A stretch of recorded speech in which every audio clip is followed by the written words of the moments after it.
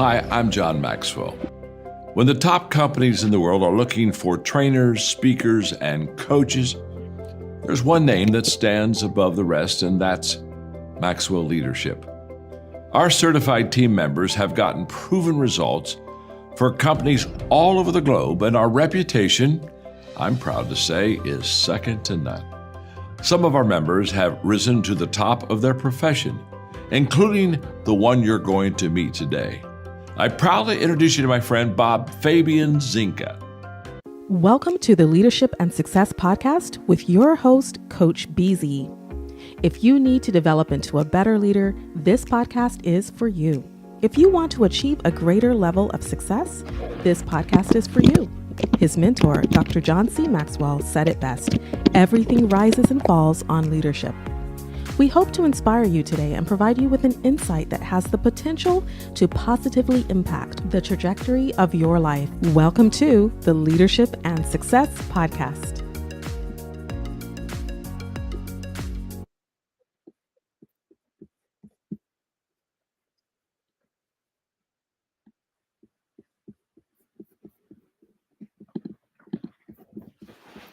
All right, everyone, this is Coach Busy. Today is Monday, June the 23rd. Thank you for being here with me. Today, we're going to be talking about leading through service, servant leadership, something that is extremely important to me.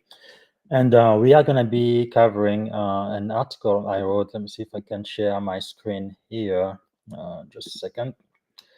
I believe it was back on May the 10th. About leading through service.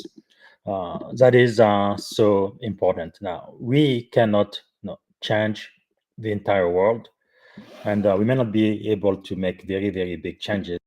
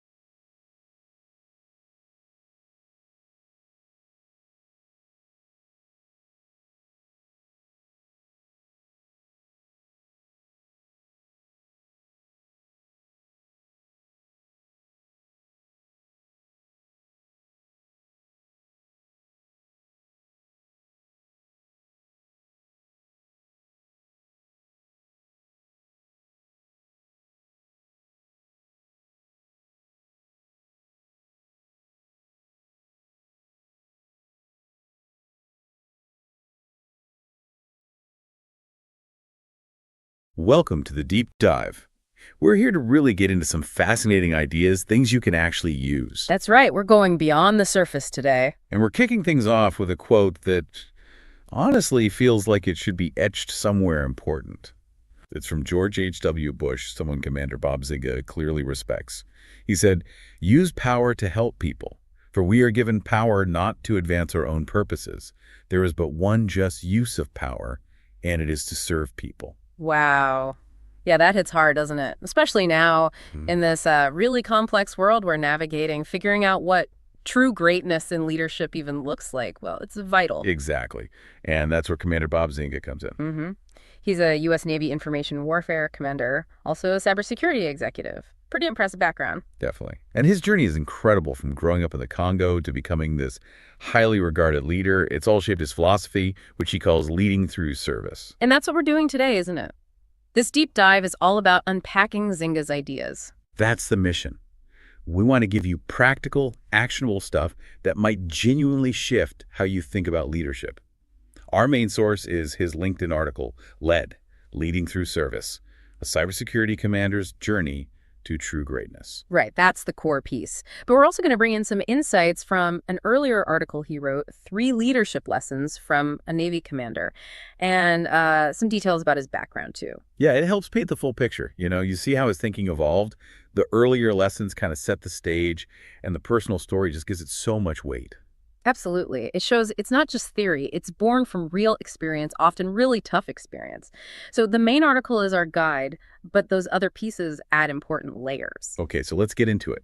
Let's start at the beginning of Commander Zynga's journey. Commander Zynga's foundation, a personal journey to leadership. You know, it's always revealing to see where leaders' core ideas come from those early experiences. Zynga's story doesn't start in some corporate boardroom or a military academy. No, not at all. It starts in the Congo. He actually left home when he was just 17. Think about that. 17 years old. That's incredibly young. Yeah. He lands in the United States in 1996. And it wasn't like a casual trip. There was a powerful force behind it. Yeah, his mother. She had this incredibly strong desire, he says, for him to get the best education in the world. And for her, that meant the U.S. It was this driving vision. You can imagine how that kind of background, that journey, would just fundamentally shape someone. Oh, completely. It gave him this deep personal appreciation for things like freedom and education, things that maybe many people born here don't think about quite the same way. Right. It wasn't abstract for him. Exactly. Coming from a developing nation, seeing the opportunities here, it fueled this incredible drive, this pursuit of excellence. It wasn't just about geography. It reshaped his whole worldview. You need serious resilience for that kind of leap. And you hear that conviction when he speaks. He apparently told students in Tuscaloosa something really direct. Yeah, he said, millions of illegals try to get into this country every year. You know why? Freedom. Powerful stuff. Very direct. And then he connects it to personal choices. If you like your freedom, then stay away from drugs, because drugs will take your freedom away. It's a stark warning, isn't it?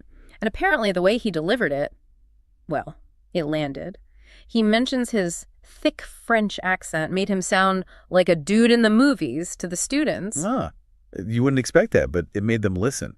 That little detail makes it so real. Right. It amplified the message. And he boiled it down to this empowering idea. When you say no, you're saying yes to your future. It frames it positively. Saying yes to freedom, to opportunity, it all connects back. Absolutely. And that deep value placed on freedom and education, you can see how it led him to understand something crucial early on. Which was? That leadership, combined with understanding technology and business, those were going to be the keys to success in the 21st century. His own path was proof. He saw where things were headed because he'd experienced the alternative. Okay, so that sets the stage.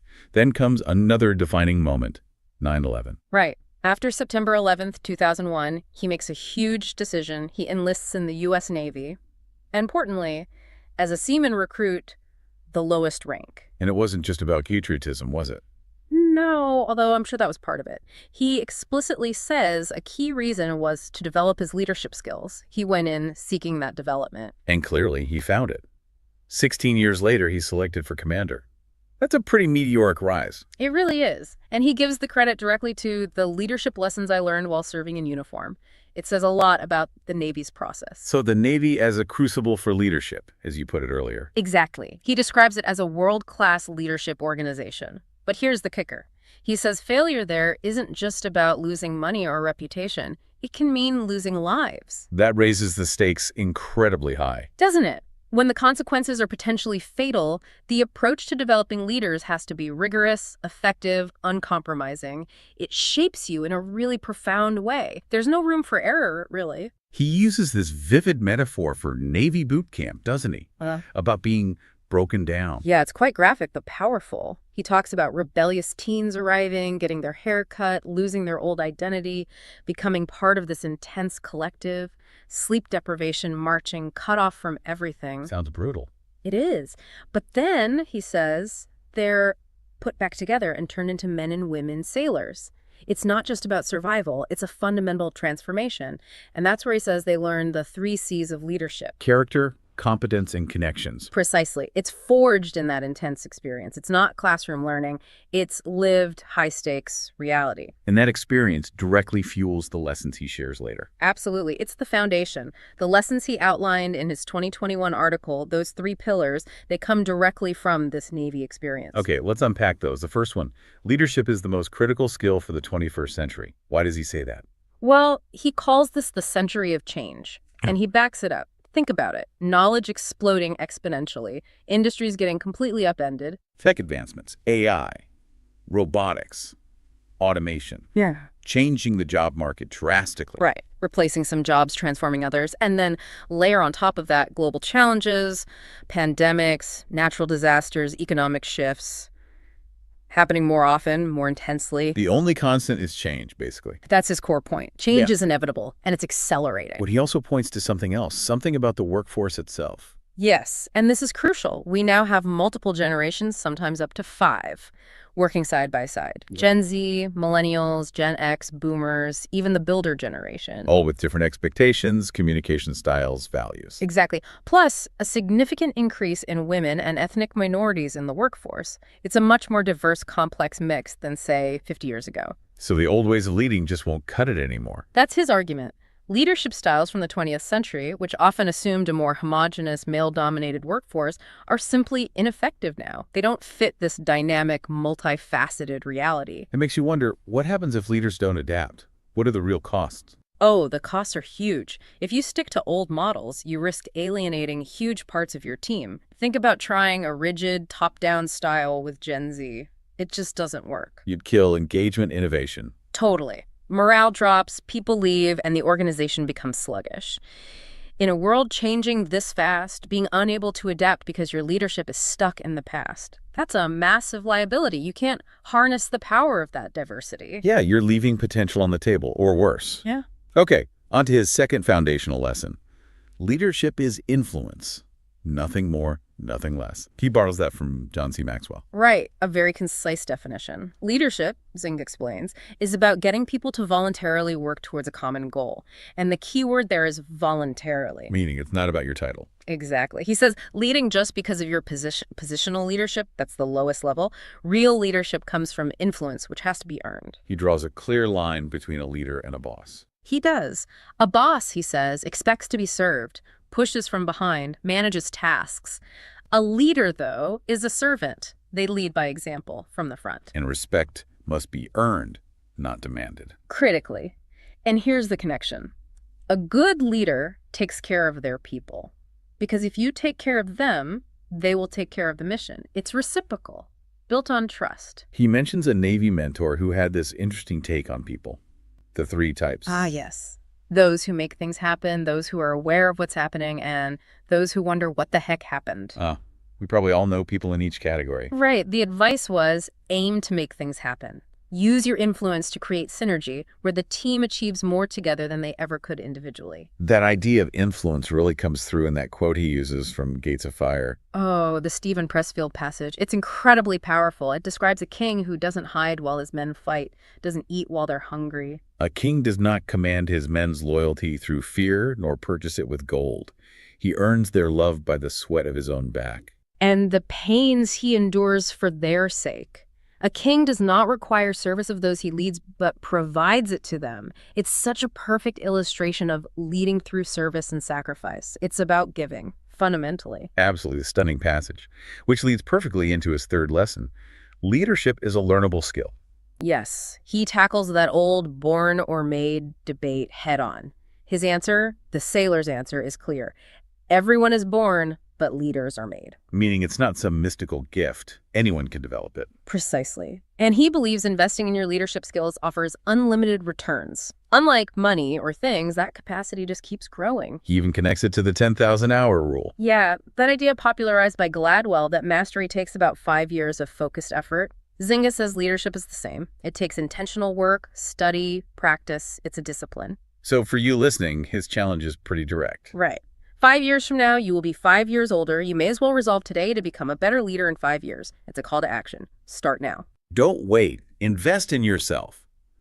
These 3 ideas, leadership being critical, being influence, and being learnable, they really set the stage for his core concept. Exactly. They build the framework for leading through service. The core of leading through service. Yeah. Redefining greatness. Right. So we've got the foundation. Now let's dive into the real core of Zynga's message, leading through service. And this came from a specific realization he had, didn't it? Yes, a pivotal moment. He was at a leadership workshop in the Dominican Republic, and it just clicked for him. He saw his impact multiplied when he consciously shifted my mindset from commanding to serving. So less telling people what to do and more. What? More focusing his energy on empowering others. Things like mentoring, really listening deeply, and genuinely celebrating their wins, their successes. That sounds like a huge mental shift, not just a technique. Oh, absolutely. It's moving away from an ego-driven focus. How can I advance myself? 2, prioritizing the growth and confidence of those we serve. That, he argues, is the essence of true leadership. It's not about the titles or the awards. It lines up perfectly with what John C. Maxwell teaches, that leadership is about influence and encouragement, not ego. Exactly. And Zynga quotes Maxwell on valuing people. If I see you as hurting, I'll help you. Broken, I'll fix you. But when I see you as valuable, I'll serve you. That distinction between fixing and serving based on seeing value, that's powerful. It really is. It leads to what Zynga calls flipping the pyramid. Instead of the leader at the top being served by everyone below. The leader puts themselves at the bottom, supporting the team. Precisely. Serving them. And when people feel genuinely valued and supported by their leader, their motivation, their engagement, it just skyrockets. That's the foundation for how he believes power should be used. Which takes us back to that George H.W. Bush quote he lives by. Use power to help people. There is but one just use of power, and it is to serve people. It's his North Star. And in a field like cybersecurity, the temptation to use power differently must be immense. Oh, for sure. High stakes, constant pressure, rapid decisions. It would be easy to wield authority like a weapon, as Zynga puts it, barking orders, taking credit, being rigidly top-down. But he consciously chooses a different path. He chooses to wield it like a tool to protect, empower, uplift his team. It's a deliberate choice, and that really prompts a question for you listening. How are you using your influence, whatever it may be? Are you removing obstacles for others, coaching them, elevating them? He gives some great concrete examples of this, like working side by side with a struggling analyst. Yeah, instead of just telling them to figure it out, he'd drop rank, sit down with them, share his knowledge, guide them through it. Or fighting for resources behind the scenes. Exactly. If the team needed training or tools, he'd go to bat for them. Yeah. He constantly reminds his staff that their power isn't for making themselves look good, but for making others succeed. It completely changes the dynamic. That focus on service then connects to the importance of values, right? Roy E. Disney's quote, "When your values are clear, making decisions becomes easier." Yes, Zynga really emphasizes this. He actively works with his teams to define their core values, things like integrity, service, courage, innovation. How does that actually make decisions easier, especially under pressure? Well, he talks about holding options up to the mirror of those values. When you do that, he says, the right path often becomes clear. It cuts through the noise and the stress because you have this internal compass. So if service is a core value, the question immediately becomes, how can we help? Right. The best, most values-aligned solution tends to stand out. And it's not just about saying the values, it's living them. Zynga references Lee Colin's point about time and resources reflect in values. Meaning where you spend your time and money shows what you really care about. Exactly. If you value mentorship, it's blocked out on your calendar. If you value innovation, it shows up in the budget. Actions speak louder. The Navy has its core values: honor, courage, commitment. Zynga advises picking just a few, but living them unwaveringly. But what happens when leaders don't? When their actions don't match their stated values? We've all seen that, right? Oh, yeah. And the impact is corrosive. It destroys trust faster than almost anything. People see the hypocrisy, they become cynical, disengaged. Morale tanks, people start looking elsewhere. Absolutely. Psychological safety evaporates. Why speak up or take a risk if you don't trust the leadership? It fractures the team, undermines the mission, and ultimately harms the organization's reputation and performance. Values have to be lived consistently. Which leads to the ultimate purpose behind all this: serving others. He quotes Albert Schweitzer. The purpose of human life is to serve and to show compassion and the will to help others. For Zynga, this means every leadership role fundamentally is about people, not just the tech, the mission, but the humans involved. That Gates of Fire quote again, the king serving his men. It fits perfectly here. It's the embodiment of selfless service. Zynga finds his own purpose in seeing the human impact protecting families and businesses through cybersecurity, for example. It's not abstract, it's tangible. He tells a story about a joint exercise, helping an overwhelmed junior team member. Yes. Instead of letting her struggle, he sat with her, broke down the problem, guided her through it. He saw her confidence return. Those moments, he says, remind him that real greatness isn't about personal glory, but about compassion and service. And this goes way back for him to his mother's teaching. Yeah, treat everyone with dignity and respect, the janitor the same way I would treat the CEO. That became his bedrock. So when he became a commanding officer, his mission was to ensure his leadership team cared for the most junior sailor, To create an environment where even Seaman Zynga, his younger self, would feel valued, supported, eager to contribute his best, it's about creating that sense of belonging and psychological safety. So for you listening, the question becomes, how are you fostering that same dignity and respect in your sphere? It's often in those small daily actions. Practical application and deeper reflection. Okay, we've explored the philosophy. Now let's make it really practical. Zynga offers 5 reflective questions for you to think about. These aren't yes/no, they're for digging deeper. First, what does true greatness mean to you as a leader? Titles and awards, or the positive legacy you leave? Second, how do your core values actually shape your daily choices? Think about a recent tough decision. Did your values point the way? Third, how are you using your influence to empower others? This week, did you elevate someone else instead of yourself? Fourth, how has serving someone else changed your view of leadership? Recall a time you put the team first. What happened? And fifth, what small step can you take today to serve your team better? Mentor someone. Offer specific praise. Just ask, how can I help? These really are invitations for honest self-reflection. The value isn't in having quick answers, but in genuinely engaging with the questions, wrestling with them. That's where growth happens. And beyond reflection, he gives 6 very practical tips, real strategies. First, define and live by a few core values. Pick 3 to 5 like service, integrity, excellence, and commit unwaveringly. Think honor, courage, commitment in the Navy. Second, and this is key, align your actions with those values. Does your calendar, your budget, your behavior actually reflect what you say you value? That's the real test. When facing a choice, ask, which option aligns best with our values? Third, lead by serving others. Shift from what can I gain to what can I give. Empower through listening, sharing credit, investing in their growth. Celebrate their contributions. Coach them to become leaders themselves. Fourth, show compassion and empathy. Acknowledge stress, offer encouragement, especially in high-pressure jobs. Sometimes, Zynga notes, a kind word can turn a demoralized moment into a motivated breakthrough. It builds resilience and loyalty. Fifth, make values-based choices. Be willing to say no to shortcuts that conflict with your values, even if it's harder in the short term. That consistency builds incredible trust. Leaders often delay their own gratification for the long-term vision. And sixth, absolutely vital, reflect and adapt continuously. Schedule time for self-reflection. Seek honest feedback, even when it's tough, from mentors and your team. Are your actions truly matching your purpose? Greatness isn't a destination, he says, but a horizon we continually aim for. These are really concrete tools you can start using right away, whatever your role. Definitely. Now, there's one more layer Zynga adds in his article under Think on These Things. He draws insights from biblical passages, New King James Version. And it's important to frame this correctly, right? He's not pushing religion. Not at all. He presents them as timeless, universal insights into service, humility, and purpose that resonate broadly, offering an ethical framework beyond any specific belief system. Okay, so what are some of these insights? Well, take Mark 9.35. If anyone desires to be first, he shall be last of all and servant of all. The insight.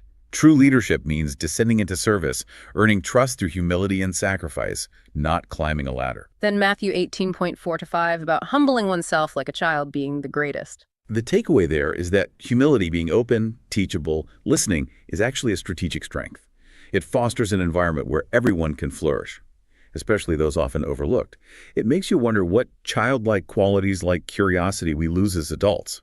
Matthew 20.26-28, the core of servant leadership. Whoever desires to become great, let him be your servant. Right. Redefining greatness as devotion to others. Lifting the team, building legacies, inspiring loyalty by carrying towels, doing the necessary, often unglamorous work of service. When was the last time we did a towel carrying act? Matthew 25.40, as you did it to one of the least of these, you did it to me. This highlights the impact of unseen acts of kindness, serving the interns, the junior staff, the struggling colleague, those who can't necessarily repay you. That's where true character shows, valuing dignity over status. Philippians 2.4, look out for the interests of others, not just your own. This cultivates empathy, seeing beyond roles to understand people's hopes and burdens. Moving from self-interest to shared interest builds trust, empowerment, unity. How well do we really know our team's aspirations? And finally, John 13.14-15, the example of washing feet. The ultimate model, Zynga says.